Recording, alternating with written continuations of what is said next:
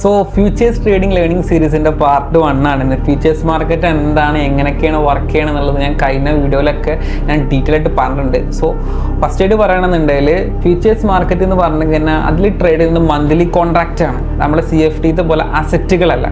So പിന്നൊരു difference എന്ന് പറഞ്ഞു കഴിഞ്ഞാൽ നമ്മൾ ലോട്ട്സിൻ്റെ കാര്യമാണ്. നമ്മൾ CFD ട്രേഡ് ചെയ്യുന്നത് 0.01 to 1 2 3 4 അങ്ങനെ ലോട്ട് സൈസ് ആണ് അതിൽ വരുന്നത്.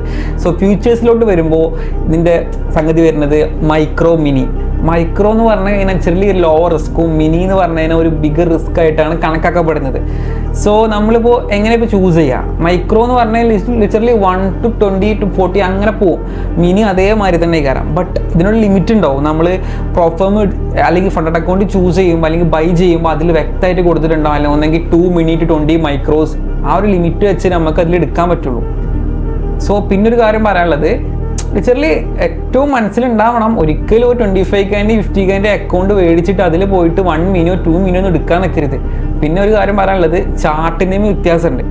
ഒരിക്കലും ചെടിയിൽ പോയിട്ട് ഫ്യൂച്ചേഴ്സ് മാർക്കറ്റിൻ്റെ ചാർട്ട് കിട്ടാൻ ഗോൾഡ് അടിച്ച് അല്ലെങ്കിൽ XAUSD അടിച്ചിട്ട് കാര്യമില്ല. അതിന് കോഡുണ്ട്. അതായത് ഗോൾഡിന് പറയാം നമ്മൾ മിനിക്ക് GC എന്നും മൈക്രോക്ക് MGC എന്നും. നാസ്ഡാക്കിൽ വരുമ്പോൾ നമ്മൾ MNQ NQ, അതായത് MNQ മൈക്രോക്കും NQ മിനിക്കും. സോ S&P 500 ആണെന്നുണ്ടെങ്കിൽ MES നമ്മളെ മൈക്രോക്കും ES നമ്മുടെ മിനിക്കും. സോ പിന്നെ ഒരു കാര്യം പറയാനുള്ളത്, നിങ്ങൾക്ക് ട്രേഡിംഗ് വ്യൂവിൽ ഫ്യൂച്ചേഴ്സ് മാർക്കറ്റിൻ്റെ ചാർട്ട് നിങ്ങൾ അക്കൗണ്ട് പർച്ചേസ് ചെയ്യാതെ നിങ്ങൾക്ക് കിട്ടില്ല.